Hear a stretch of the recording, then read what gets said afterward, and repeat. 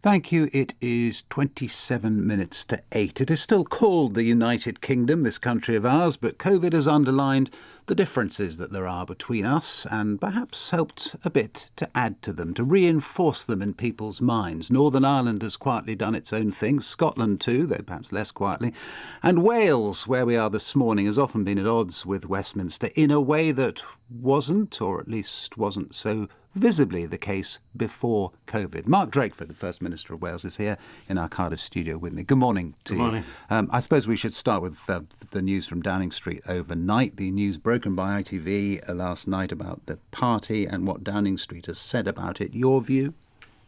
Well, I just reacted with a combination of despair and disgust, really. Despair that this is where our country has ended up after this awful experience. And disgust at the things that went on in Downing Street and at the way that the Tories turn out people to try to justify it. Oh, it was only a party. Well, only 2 people were meant to meet indoors. It only lasted 10 minutes. Well, you weren't meant to meet for 10 seconds. Amongst the hardest letters that I've read during the whole pandemic have been from people telling me that they had to attend a funeral where only 8 people were able to be there, where it didn't last 10 minutes, where you weren't able to sing. You know, in Wales, a funeral without being able to sing is a really difficult experience. And yet those people stuck to the rules. You know, it was hard, but they did it. What do you think of Boris Johnson as a person? I just don't think that the Prime Minister has the moral authority to lead a country like the United Kingdom. And that's what all this exposes for me. You cannot be someone who asks other people to do things, difficult, upsetting things, that you are so patently unwilling to do yourself. Let's turn to the wider question. It's a fascinating one. This question of whether COVID has separated us in the United Kingdom. Do you believe it has? Has Wales become more Welsh, more separate? Well, look, I believe in the United Kingdom. I think there is a compelling case to be made that would make people want to be a member of that sort of United Kingdom in Scotland, Wales, and in England too.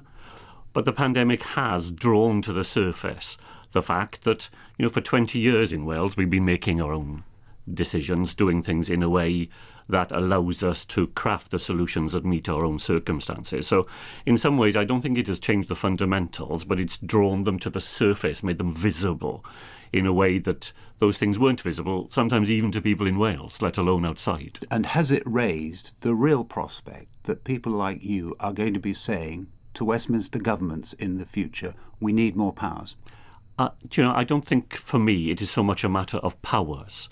It is about respect. It is about having a set of institutional relationships in which we're able to get around the table together and where the different responsibilities that we have are respected by one another. That's interesting, because Gordon Brown wrote about that, exactly that, in the New Statesman, I think it was, quite recently, where he said the thing that they hadn't addressed when they'd set up devolution was that network of relationships that was going to have to exist. Is that the thing we've got to concentrate on? Well, I think so. We have, stumbled our way through the coronavirus experience with one-off ad hoc make and mend arrangements for making the United Kingdom work. And that really will not sustain the United Kingdom into the future. We need a set of intergovernmental arrangements that are reliable and respectful. And that way we can get around the table together. There's far, far more that we have in common than divides us.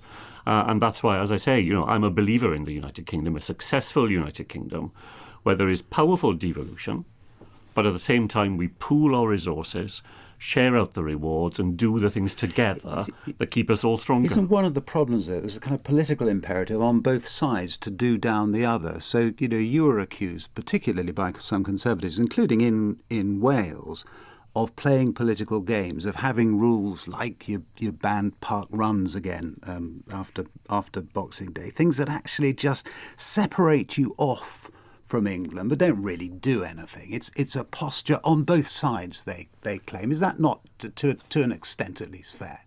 I don't think it is fair. The decisions we made in Wales are only ever based on the advice we get from our chief medical officer and our scientists who tell us the things we have to do. They're not going to have different knowledge to the ones in England, are they? No, we just take a different approach on the same it's your basic approach knowledge. to the same knowledge. Yes, but exactly. And that's where it comes into the politics of it, isn't Of course, but the approach is based on what we are advised. In Wales, we still have a greater attachment to collective ways of doing things, a powerful sense of social solidarity, an understanding that, what matters to any one of us are the things that matter to us all.